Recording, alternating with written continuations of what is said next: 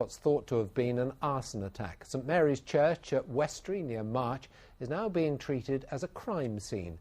The repair bill could be more than £1 million. Only yesterday the vicar here was preaching to a full Mother's Day congregation. Today his church is in ruins. Fire swept through the building after 10 this morning. Firefighters were quickly on the scene but could do nothing to save the roof. Half the roof had already been broken through by the fire, and the second half was already beginning to show signs of failing. So the first crew in arrived, did try and get into the building, but decided it was far too dangerous as the total roof was involved. So we withdrew to outside the building and relied on putting water on from the outside. Last week, vandals here smashed the church windows. Police say the fire is suspicious. Oh, it's devastating to see so much wanton destruction. I mean, clearly looks like things have been moved around before the fire started. Lecterns, Bibles moved, set alight to all sorts of very personal community memorabilia have just gone now. Inside, the church had only just been renovated. Parishioners raised £60,000. Repairs have now been put at around £1 million. Yeah, there's a huge amount to do. The building is completely gutted. There's nothing there really left of it. The walls are sound and we've got to wait and see, but hopefully it'll be rebuilt properly and eventually we should be back in that church. Tomorrow, demolition experts will pull down the roof. The spire will be removed brick by brick so it can later be rebuilt. Faye Southwell, BBC Look East, Westry. Southend Council has started legal proceedings against road protesters who set up a camp. Court papers have today been served on the group calling themselves Camp Cuckoo. They've set up tents at Priory Park. 4 years ago, Camp Bling was set up nearby in protest at the road widening scheme. The campaigners claim the council has gone back on its word. A rugby tournament with a difference took place in Essex today in Chelmsford prison. One of the aims was to teach teenagers about the harsh realities of life inside. Players take the field for a rugby tournament, but this is a long way from Twickenham. First game on is the red team. The red team were young men who'd been excluded from school. They're at a sort of crossroads in life, and I guess they've got difficult decisions to make, and maybe in the past they've not had a lot of help to do that. From my point of view, bringing them into this prison environment, hopefully that will discourage them from possibly offending in the future. Using rugby as a tool, they might find they've got skills they didn't realise they had.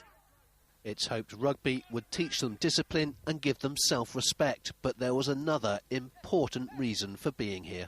I was 20 when I first came to prison. I spent my 20th, my 30th and now my 40th birthday. It took me all this time and I've wasted all that of my life. A chance to chat to inmates and learn hard truths about life inside.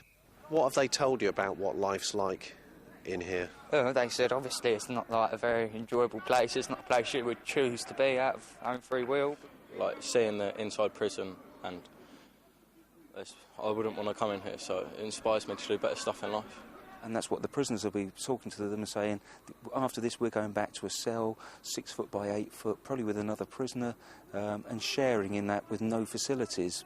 So that's what they'll be taking back from being in prison. The hope is they'll get into sport, not crime. Gareth George, BBC Look East.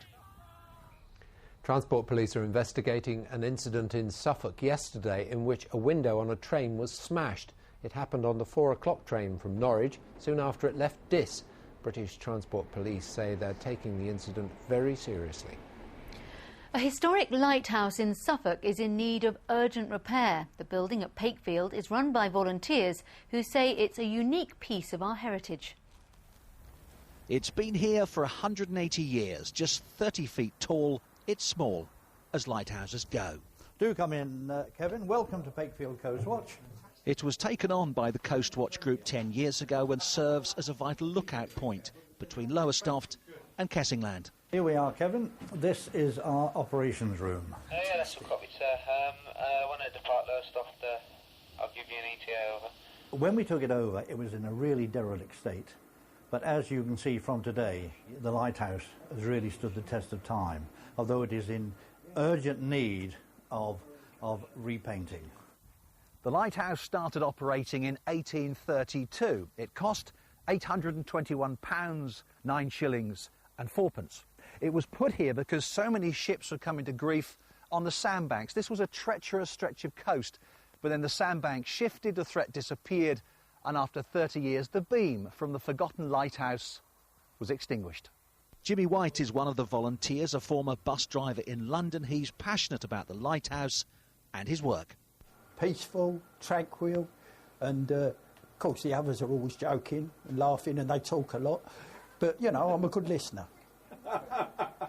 Yeah. They do everything for free, and now they're hoping they can find others who are keen to help with fundraising or the work itself to protect what they believe is a hidden gem. Kevin Birch, BBC Look East, in Pakefield. In football, a good weekend for our teams, but there were heated scenes from angry fans in Southend. James Burridge is here with a look at the sport. Susie Stewart, thank you very much. Good evening. Well, their club is on the brink, and on Saturday they vented their frustrations. Fans of Southend United know time is running out if they want to save their club, which has been given a month to pay a tax bill of £400,000 or face a winding-up order. Well, today the club announced the players still haven't been paid for February.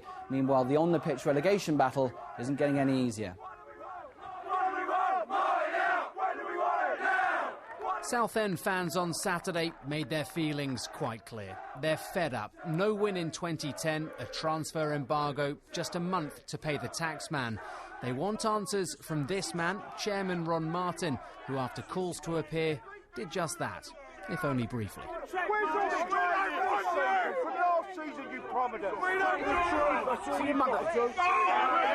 The chairman's promised them a fans forum next week. It seems like he's taken our money and just run with it. I've been supporting his club 25 years and he's running it into the ground. What's happened to Chester, you know, could happen here. Nobody knows. It's either boom or bust for us, and hopefully we'll have a club to support next year.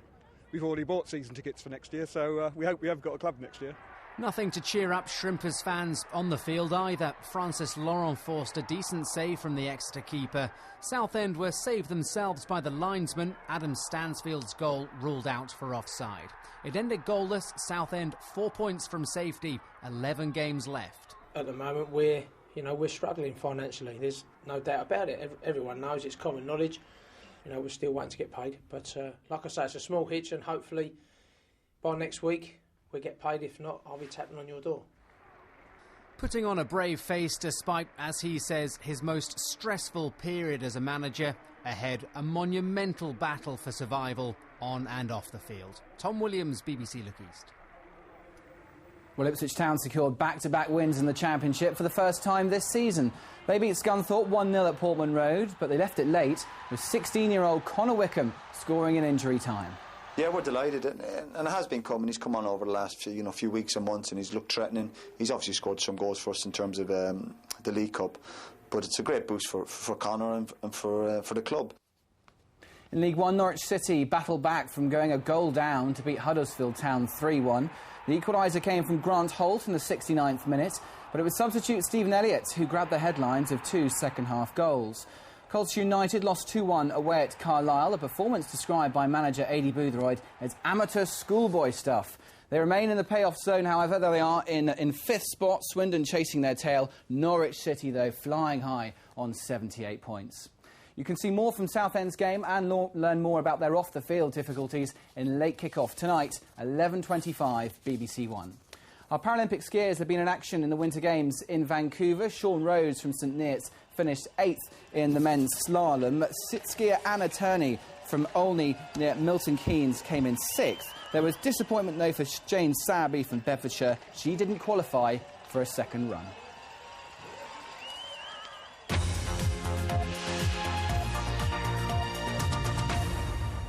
You're watching Look East from the BBC.